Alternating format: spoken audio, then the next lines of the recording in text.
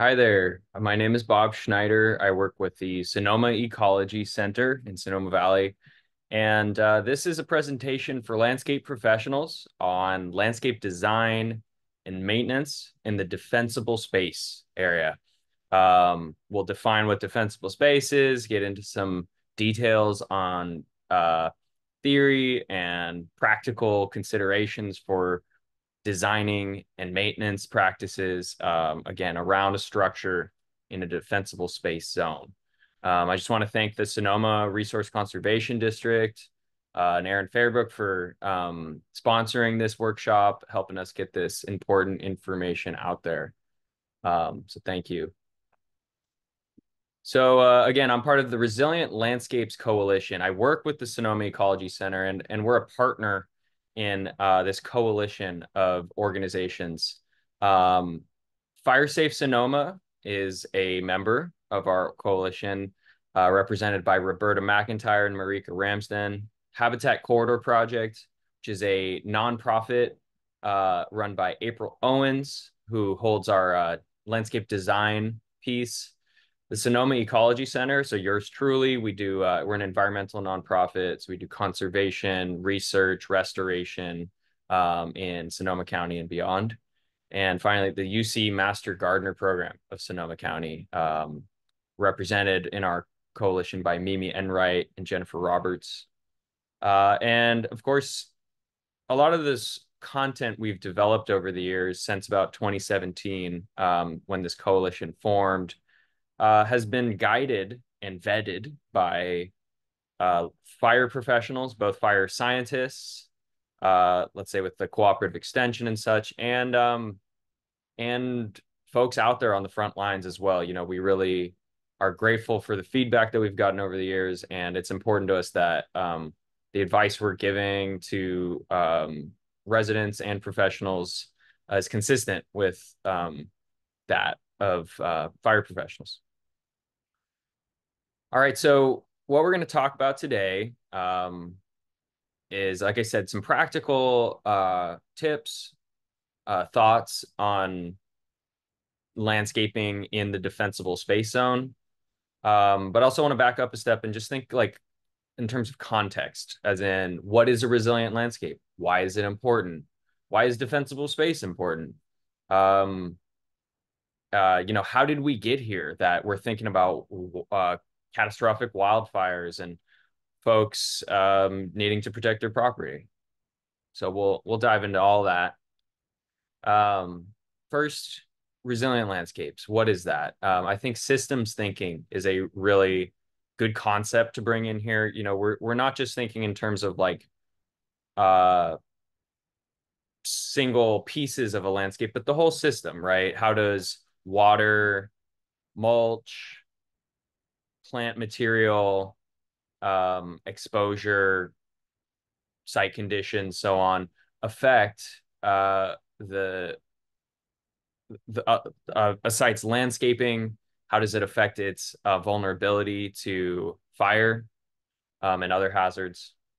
So we're just thinking in terms of the whole system. And I also like to start with this photo. A firewise landscape, which we'll describe in more detail, can be beautiful, provide habitat for wildlife, and like I said, firewise can be resistant, can be thoughtfully designed to reduce the risk of wildfire in a landscape. This is a plant called coral bells, a common name. A lot of you, I'm sure, know it, Heuchera maxima, and is growing right next to or fairly close to a coast live oak in this garden. So tolerates the shade, spaced accordingly from the oak. I'll talk about plant spacing in terms of design. And you can see these beautiful pink flowers that are providing nectar. They'll go to seed, nice overwintering seed, good winter interest, good habitat for birds that need that seed. So just nice, beautiful example. Now we'll talk a bit about the ecology too. Like a landscape right outside of a home has the potential to provide a lot of value in terms of ecosystem services. to the surrounding ecosystem, right? And we want to consider those. So I like this little graphic. You can see here that, numerous services can be provided just by a home landscape, sequestering carbon, managing stored water, holding soil in place, nesting habitat, pollinator habitat, and cleaning water and air, shading and cooling homes. And I really like this quote from a entomologist, Douglas Tallamy, in this book, Bringing Nature Home. He says, "For the first time in history, gardeners have become important players in the management of our nation's wildlife." And I would add natural resources in general, right? Our home landscapes are more and more important the more that land is developed, and put into agricultural, residential, so on, use. We need to be thinking about how our built environment is managing the yards outside of our houses, let's say, and trying to, recreate some of the ecosystem services that were just there historically, prior to said development. All right, so again, a lot of this is review for some of you, but it's important to just name the wildland urban interface. This is a concept that describes development between a more urban center and a wild land, right? Or the WUI, as a lot of people affectionately call it, right? A lot of homes have been built in the WUI over the last 50 or so odd years, more and more, definitely in Sonoma County. So folks are building their homes further and further out into wildlands. And that, coupled with historic fire suppression plus climate change, equals increased fire risk for particularly these communities that are in the wildland urban interface. And also, it's the homes themselves, and it's the effect if those homes were to burn, tragic for homeowners, the community, and the effect on the whole surrounding community and county. It's a big deal. So we'll just cover a few basics of defensible space, which is, how homes burn. Fire behaves differently in different conditions and can ignite a home in different ways. So here it's described embers tend to cause the majority of structure fires, although the fires out in Boulder, Colorado, were spread somewhat differently. But embers, radiant heat, and direct flame contact are the primary ways that fire ignites a structure. And so this is important to say. Hardening the home and then working out into the landscape is always the first and most important step. Home hardening is not the subject of this workshop, but suffice to say, is the place to start with fire-wise, like property management. Includes things like, Class A roofs, double pane windows, proper screening around vents, so on. But we're talking about what happens when you get outside of that structure. How do you, in the landscape, reduce fire risk? So this concept of defensible space can be broken out into 3 zones. They're described here. I'll give you a graphic in a minute that further illustrates. But it generally, what defensible space is the landscape around the home that slows, stops, or alters the spread of fire. We're thinking about how does the landscaping interact with fire when that influence enters the landscape. Defensible space is talked about in terms of zones. So we got zone 1, which is 0 to 5 feet out from the structure. Zone 1, 5 to 30 feet out. Zone 2, 30 to 100 feet out. Not all homes have everything all the way to zone 2. Sometimes yards are smaller than that, and you only have zone 0 and zone 1. But each of these zones has different recommendations and considerations. Further, these zones and defensible space practices are subjects of ongoing research. The fire ecologists, fire scientists are working overtime to help us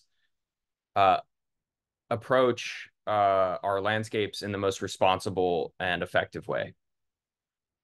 Here's a nice graphic that shows the different zones. So I'll just start with zone 0. I'll start with hardening the home first.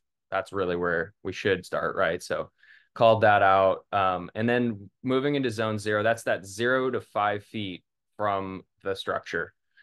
So some of the recommendations for that zone 0 include not having any wood mulch, minimal or no planting, really following strict guidelines. It would be no planting, no combustible materials of any kind. That could be, sometimes people keep lumber or like tools right up against their house, or a wood pile, or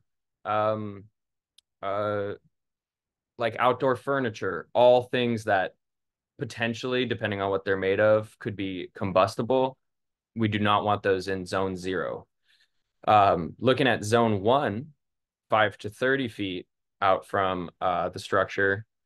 So here is where we do recommend and encourage folks to plant just in a strategic way. I'll get into more specifics on design, but here we talk about planting in islands separated by non-flammable hardscape. Again, I'll describe what that means. Mostly low herbaceous plants, so the type of plants that get chosen for this zone 1 area are important, not large, giant, big woody shrubs, but rather smaller 2 to 3 foot herbaceous sorts of plants that don't build up a lot of twigs and dead woody material. Spacing is important, both horizontal between plants and vertical between lower plants and taller plants. Again, I'll describe that more. How we maintain and irrigate our landscape is important, and I'll talk about why we at the Resilient Landscape Coalition really encourage folks to use native plants. Finally, zone 2, 30 to 100 feet out from the house, right? Here's where we move into a less management. This tends to be more where we're moving toward kind of that transition from home landscaping to wildlands. And so here we recommend continued attention to spacing, so not letting vegetation grow too densely horizontally or vertically. There are, however, opportunities in this zone for larger masses of plants, larger plantings, and still maintenance in terms of, strategic pruning, management of dead and diseased plants, and sometimes irrigation, even out in this zone, are all important considerations. All right, so let's get into design a little bit. You know what, before that, I'm just going to riff really quick. I want y'all to know kind of why we really think, when we think about plant material, we think native plants with the Resilient Landscapes Coalition.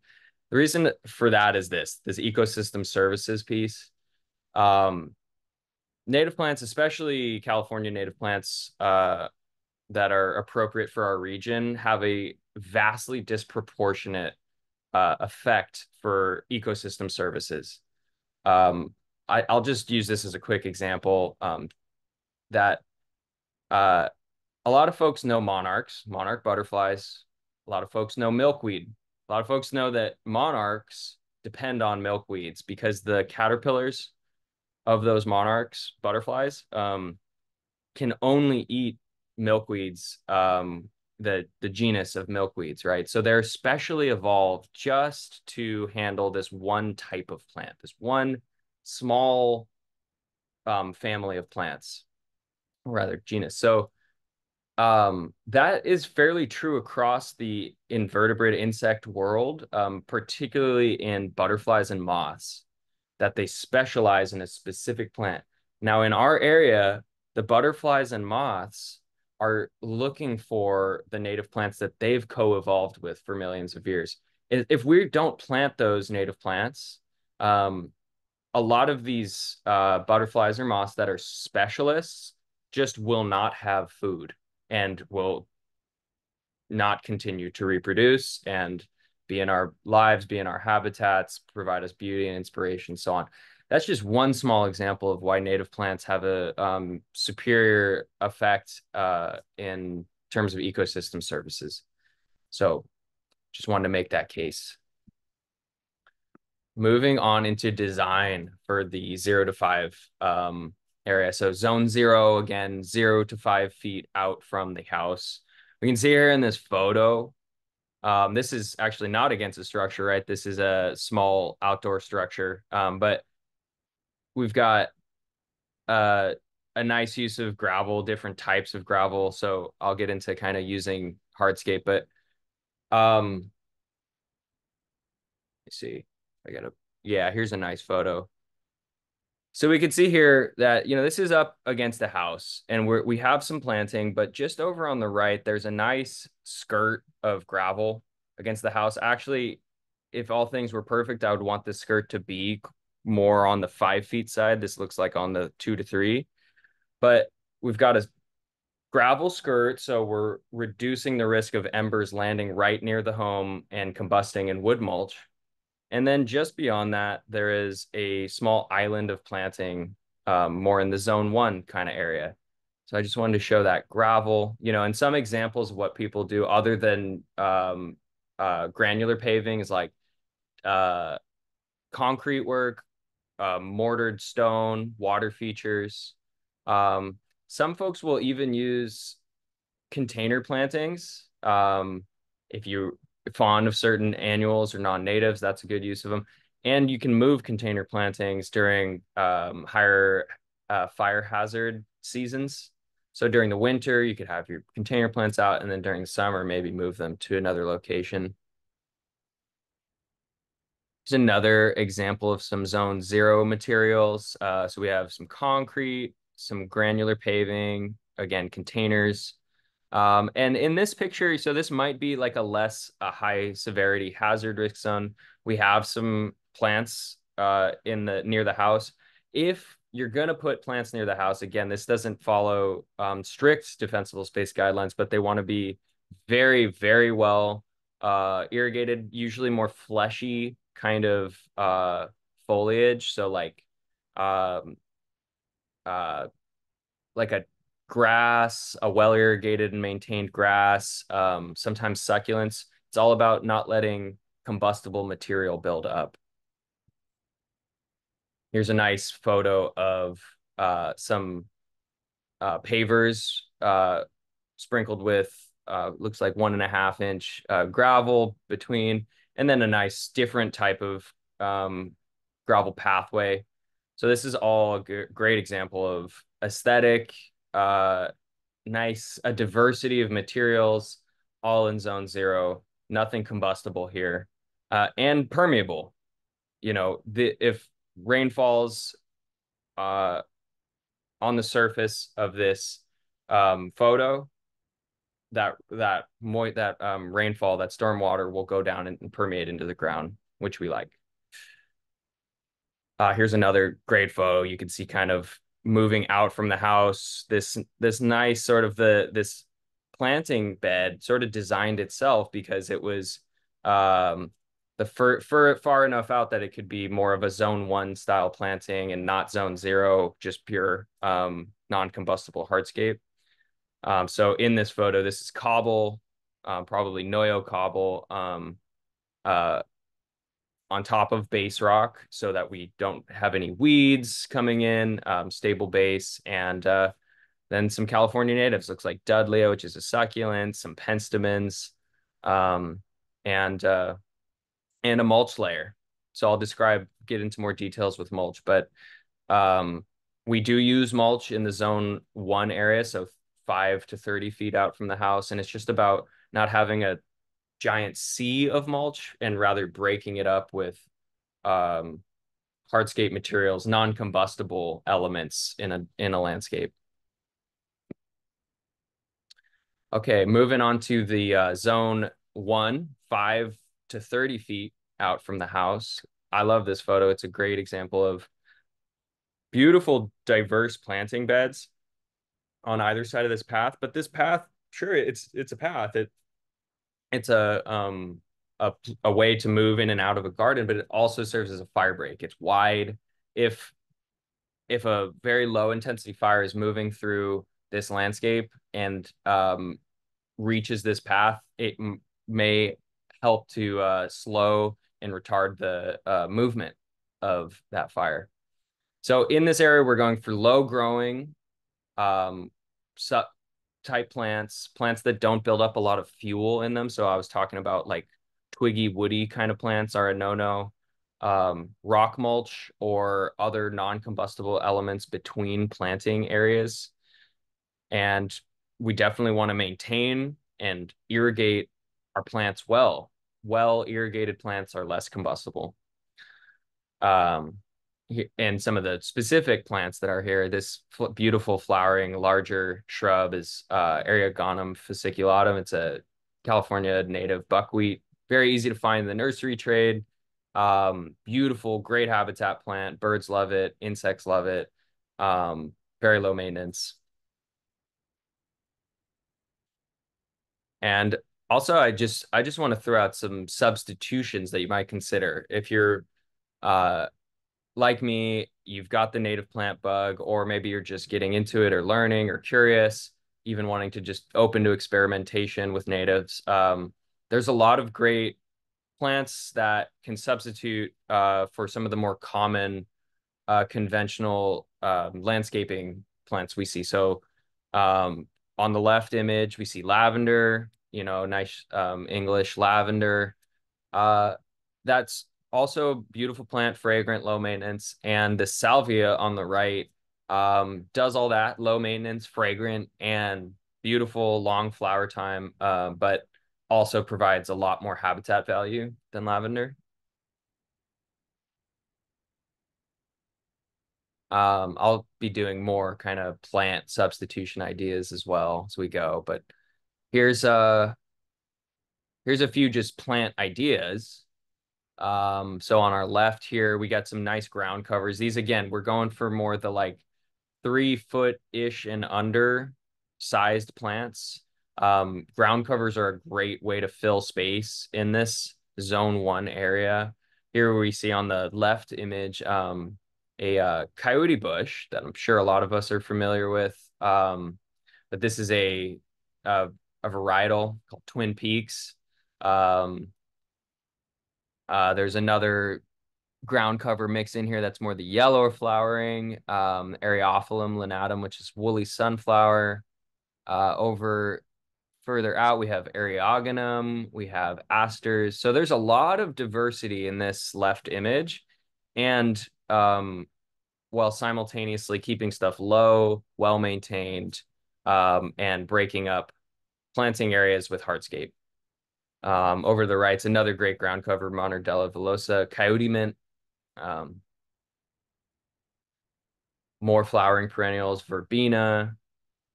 There's some good instructions here. Cut it back after it blooms. So it's like when there's a season to everything, right? And how we maintain our plants is half of the work to increase the fire resiliency of our landscapes. I'll get into maintenance soon. All right, moving into the 30 to 100 foot zone. So zone two in terms of defensible space. As I said, in many urban landscapes, this is even a consideration. So I won't spend too much time on this, but some recommendations for this area. We can consider larger masses of plantings. We can consider larger plantings or plants, that is. So here are some photos of some larger, more woody kind of plants. I love this orange flowering is apricot mallows, sphaerosia. Uh, there's some ceanothus blooming in the background. So more density, um, and still considering space and pruning. Talk about that. and we like to mix together islands. I talked about that in the ground cover photo a couple slides ago, but you can get a lot of diversity into a planting area, create a lot of interest visually, and provide a lot of habitat value in your home or commercial landscape. Here's just a list of some really easy to find in the nursery trade and beautiful, valuable native plants.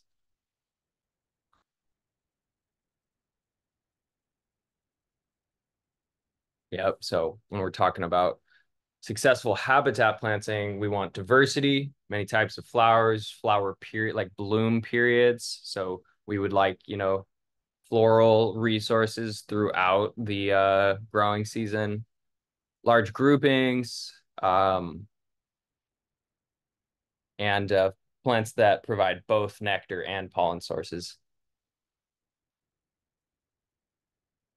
Here's some more ground cover examples. California fuchsia, more buckwheat. Um, Larger shrubs. This is another great plant. Can be planted in zone 1 as a specimen and pruned accordingly. Also planted in larger masses in zone 2 in that 30 to 100 foot. This Heteromeles arbutifolia toyon. Some people say that this is the plant for which Hollywood in Southern California is named, because of the resemblance to hollies. So excellent plant, really important winter fruit source for birds. California native shrubs, some more. I have some coyote bush. This one's really tough and tolerates deer. Deer just don't seem to be interested in it. So something to consider.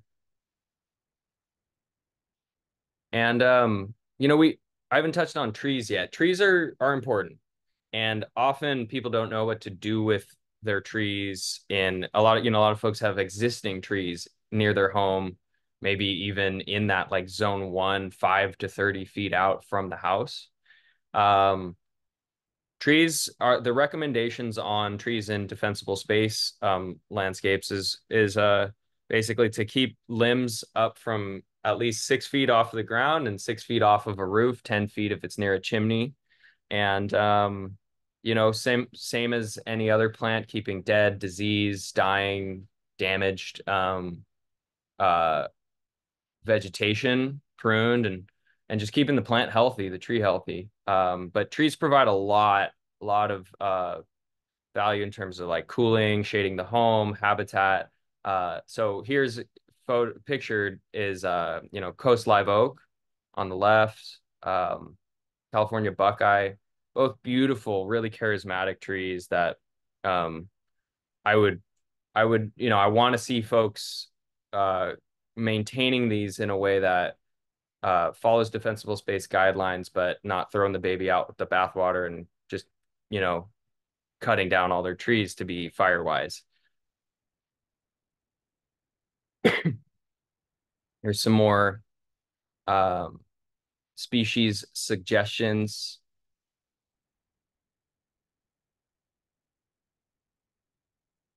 Just giving you a sec to check those out.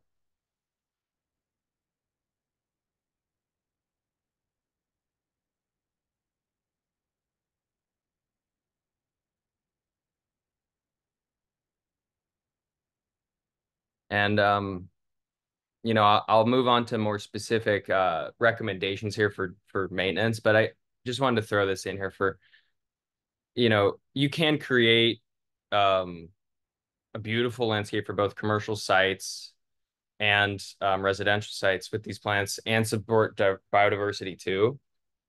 So it's meaningful. There's a really meaningful quality to using native plants.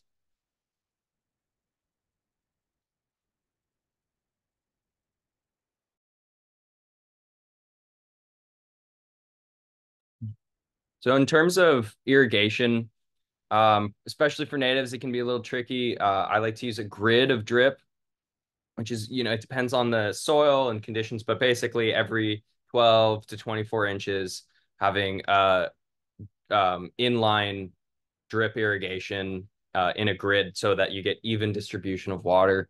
Overhead sprinklers are often used. We have MP rotators now from Hunter uh, irrigation, and those are significantly less water use in terms of sprinklers. So there's a lot of options, but a lot of our industry is using drip more and more. Here's the MP rotators. I talked about this idea of like site elements as fire breaks too, driveways, pathways, basically non-combustible material, access and egress, but also thinking about how fire might move through that landscape and how that pathway or rain garden or any other non-combustible element can serve as a fire break. Here's some examples of rain gardens or swales. I think there might be, yeah, here's something with some rocks. This is in construction, right? This is in process, but fairly straightforward, right? A lot of the time we'll tie in gutter downspouts to these to sink water that's coming off of a roof footprint into the earth. That passively will reduce stormwater runoff into the sewer system, give water to vegetation on site, and provides a lot of values. Um, there's also some examples of planting strategies, right? So there's some native bunch grasses and herbaceous perennials on the berm side of this rain garden. And then down here, you can see the cobble that is less combustible. Here's a nice rain garden filled up with water. Again, this serves as a fire break as well as a sustainable element, a aesthetic element. So kind of that systems thinking approach. Now let's get into specific plant selection. So, maintenance starts with plant selection. And a lot of people ask, I'm sure some of you have gotten this, like, is this a fire safe plant or not? Is this plant good or bad? And we're proponents of more of a approach of right plant, right place. No plant is evil or bad, but there are plants that are better or worse in terms of how their habit, how they grow, and also how you maintain them. So here are some examples, right? I'm sure folks are familiar with like juniper against the house being just a huge no-no. Juniper is full of fairly flammable oils. It also tends to build up a lot of dead woody material in the center and only have live growth on the extremities of the plant. So all that dead woody growth serves as a receptive fuel bed. Basically, if an ember lands in that juniper, it's very combustible. Another example is this bamboo photo down below, right? A lot of uh, combustible dead material from fallen leaves. So just produces a lot of detritus that can be combustible. Some questions to ask ourselves when we're thinking about, is this the right plant for this place? How large will it grow? What will it be happy here? An unhealthy plant is not a very firewise plant. Will it require more maintenance than can be provided? So, sure, you might plant something that you'll say, oh, I can prune it. It'll stay small. I'll keep it small, even though it wants to be big. Is that realistic? And of course, is it invasive? Very important to, especially in wildland urban interface areas, but I would argue just about anywhere we want to steer away from using any plant that can be invasive to the wild plant communities in our area. So in terms of pruning, how we prune our plants, horizontal, vertical spacing, talked about that, removing dead and damaged material. And there's a difference really between thinning and hedging, right? I'll talk about that. So spacing wise, think about this in terms of islands. I like the photo on the right a little more because it shows a cluster of plants. So we're not talking about spacing between individuals. It's about between islands. So on less than a 20% slope are about 2 times the width of the plants on the extremities of that island, right? Now, as you go into steeper landscapes, that spacing needs to increase because fire can move uphill and preheat the vegetation uphill of it, upslope. So just as you go into steeper locations, you need to increase your spacing horizontally. Now, when we're looking at pruning for dead and diseased material, you can see here's a bunch of photos of just like uh otherwise perfectly fine plant material that is full of uh dead branches and leaves. So pruning that out, that's always like just as important as your plant choice. We don't want dead material sitting in the landscape ready for receiving an ember. Now, vertical spacing wise, again, I was talking about limbs being 6 feet up from the ground if there's no understory vegetation. But if there is planting under a tree, you want that planting to have 3 times the vertical height before it reaches the closest branch in the above tree, right? So you can see here, this lower plant, there is 1, 2, 3 times the height of this plant between it and the tree. Here's an example of what happens when you have plants that are not vertically spaced appropriately.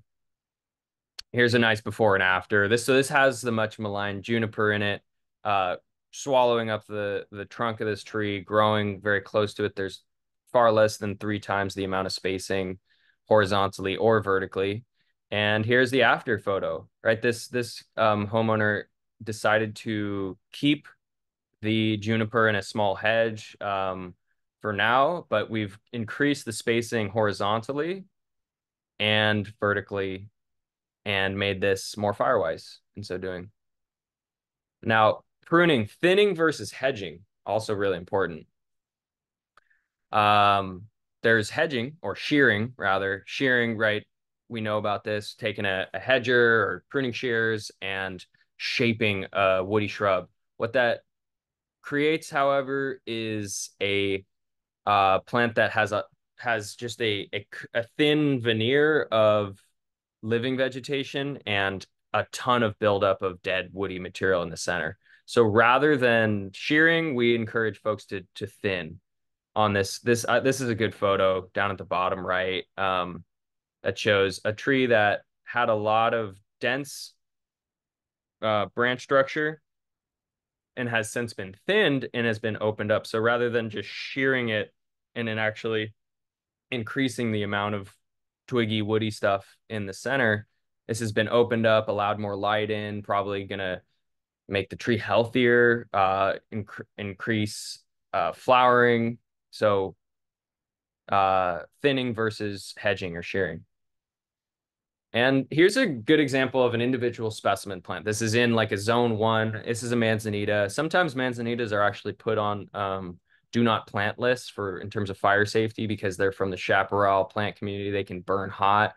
But this is a great example of a manzanita that's been pruned really well. There's good spacing horizontally and vertically. There's no dead material in the manzanita. It's gorgeous. And I'll also go as far as say, is this plant in the background against this maybe eucalyptus or other large ornamental tree? This plant in the background is likely Westringia or some other ornamental, non-native ornamental that maybe isn't on a do not plant list, but is poorly maintained, poorly spaced against the tree, and actually is a great example of a not firewise landscape. So just to say that this manzanita, firewise, this not so much. Rejuvenative pruning, that consists of on more herbaceous plants that die back to the base at the end of a growing season. It's good for the plant and also good firewise practice to cut these plants back down to the ground so that you encourage new fleshy, more less woody material to grow out in the spring, and you get a better flower period usually. In terms of pruning, we do want to think about when we prune, especially if we're considering wildlife. So, songbirds nest generally from March to August or September. So we're trying to aim for doing our pruning and vegetation management work during the off season to try and respect our bird neighbors here. In terms of mulches, right? So I'm just going to keep jamming here. I know we're close to time, but the compostability of landscape mulches. There was a great study done at the University of Nevada Cooperative Extension that sort of set the mark for mulch flammability research. There are more mulch flammability research projects going on currently, so we'll continue to update information as that happens. But generally, there is a hierarchy of mulch materials in terms of how they burn. I know this is fairly small, but we can see here on the left that this largest bar represents shredded rubber. Excuse me.